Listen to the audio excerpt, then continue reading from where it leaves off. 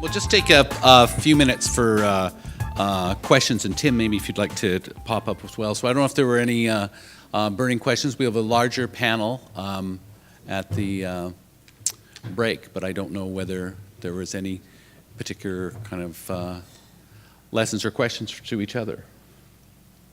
Just one thing I might just ask Tim. There is because I know it was called Targets and Terror, I think is often what it was referred to in the UK when they went through that particular kind of dramatic improvement, was the setting of top-down financial targets at that particular time, with accountability for that, the key driver for those reductions in wait times and performance in the UK?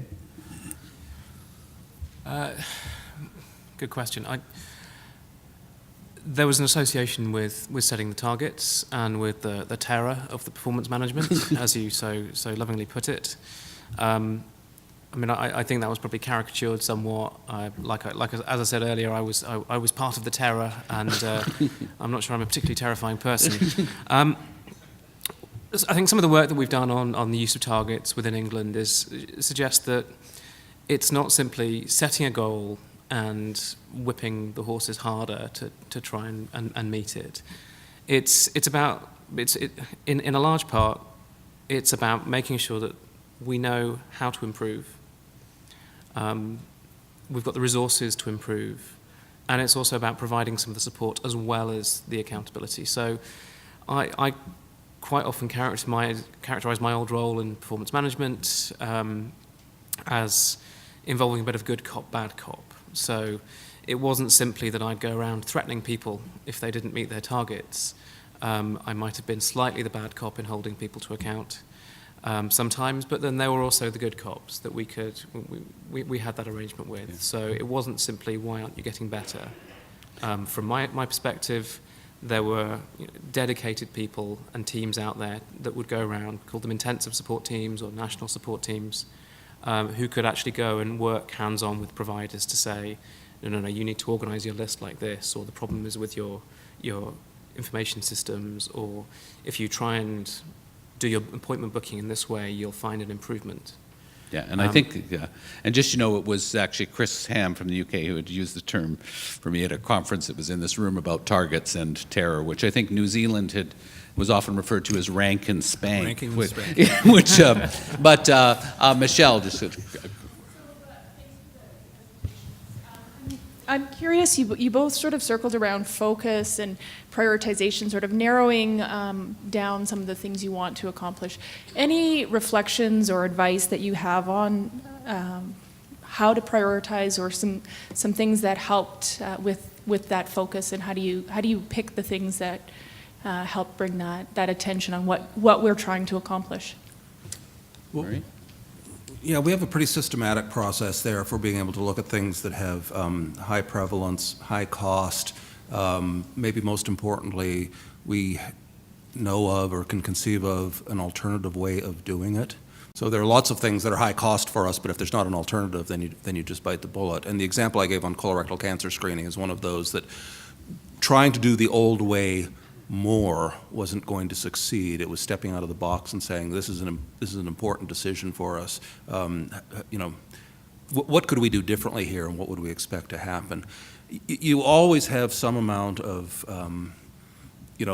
personal involvement. So a number of years ago, our chief physician in Southern California was an oncologist, and he said, we want to be #1 in the country in screening mammography rates. And 2 years later, we were #1 in the country in screening mammography rates because that's what Jeff wanted.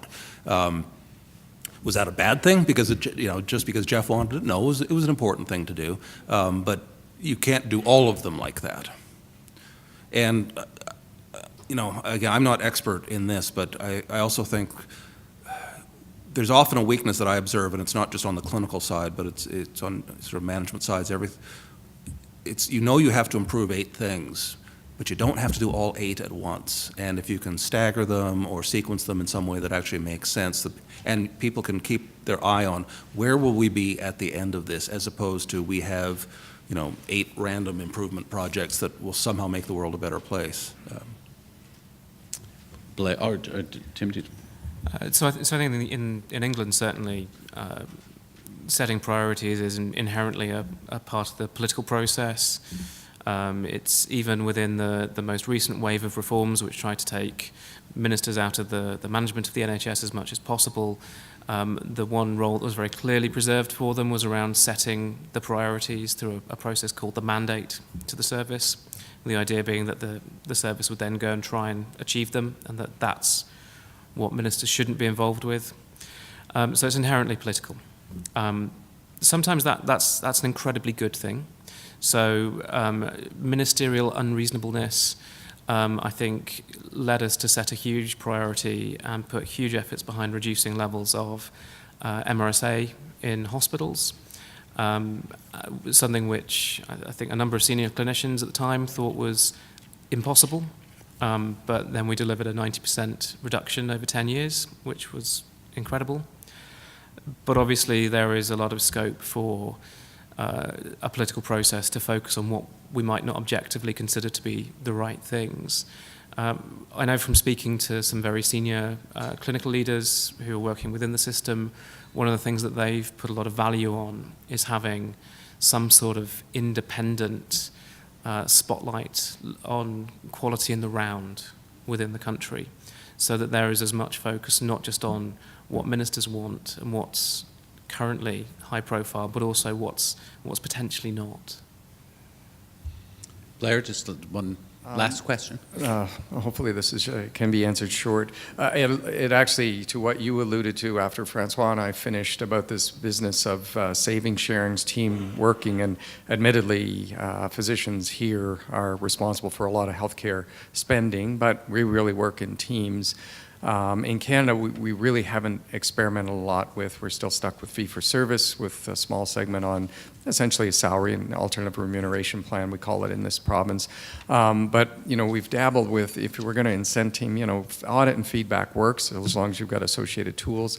But, many of us also feel that there has to be some sort of shared savings. So is there any of that? And I mean, I know in the U.S. there are models where physicians personally benefit, but in my opinion, if the team benefits, that is also an incentive. If you're a member, consider yourself a member of the team. So any models of that you could share with us? I think we're going to hear a little bit more of that this afternoon from Dr. Rosenthal, yes. I will say that, in my former role in government around sort of perfecting fee schedules and trying to get things right and create the incentives, boy, you can spend a lot of years, back to my remark about sort of incrementing things, right? That you put something in, people don't respond quite the way you want them to, so you put another Band-Aid around that to steer them, and you keep going, and you're always trying to control them in different ways or push them in different directions, and I think what will ultimately prevail is can we get a mechanism there that just allows them to sort of self-direct in that direction? And I say that knowing it's not easy. I mean, again, in terms of having medical groups with salaried physicians and who take full risk, there was a study published a couple of years ago looking at all of the major multi-specialty group practices, and we were pretty much an outlier there. It's not easy to do, and it's not easy to get there from here, but that's, I think, clearly the direction we need to go. Okay, and I think I will close there. And just two quick things. I know the PowerPoints and actually the videos of the presentation will be available on the IG website, so you'll be able to access them easily there, I think, for some great presentations. We're going to try and start at around 1:05, back from a lunch. It did say 1:10. But if I say 1 and 1:05, we'll be able to kind of be on time. And but I think really, please join me in thanking these two speakers as well as the speakers for this morning. Thanks.